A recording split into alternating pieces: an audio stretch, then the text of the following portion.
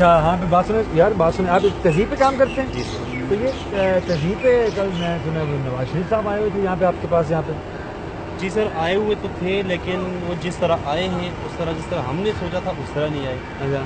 उनके आने से 15-20 मिनट पहले ना आए हैं, उनके तकरीबन 140 से 50 गार्ड आए, अच्छा। जिन्होंने हम स्टाफ के लोगों को ना धक्के दे के ना बाहर निकाला। अच्छा। तो बाहर निकाल दिया कि नवाज शरीफ साहब आ रहे हैं। हमने कहा यार आ रहे हैं नवाज शरीफ, तो बड़े खुश हुए थे कि नवाज शरीफ साहब आ रहे हैं, कि हम तो उनको देख भी लेंगे। और हम लड़कों ने तो प्लान भी बनाया था कि नवाज शरीफ साहब जब आएंगे तो हम उनका नारा लगाएंगे। उन्होंने कहा था मुझे क्यों निकाला, तो हम उनके जो उन्होंने नारा लगाया था उस पर हम एक और उनका नारा बना देते कि वो कहते कि मुझे तहसील से क्यों निकाला। अच्छा।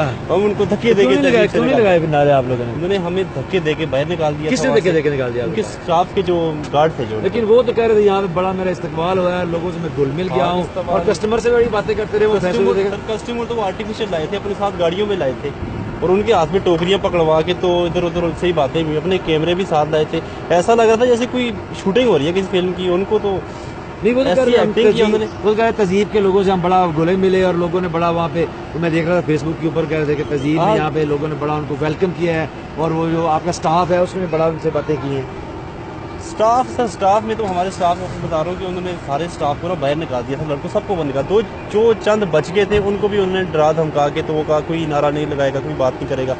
उनके साथ जो अपने बंदे आए थे उनके साथ ही उन्होंने बात की है, उनके साथ ही वही टोकरियाँ लेके गेस्ट बने रहे, कस्टमर बने रहे, उनके साथ ही उन्होंने बात की है, वही अपने बंदों से उन्होंने बातें की। बाकी तो यहाँ कोई नारा किसी ने लगाया कि नवाज शरीफ के कोई इस तरह करो, कोई नारा तो बहुत लगाते हैं, हमने तो बहुत प्लान किया था, लेकिन उन्होंने कुछ ऐसा होने नहीं दिया। उन्होंने 10-15 मिनट पहले उन्होंने हमें निकाल दिया बाहर, और उसके जाने के भी 10-15 मिनट बाद ना कोई ना गेस्ट अंदर गया है ना कोई, और उनके अपने जो बंदे थे वही आए, सिक्योरिटी जो उनकी थी।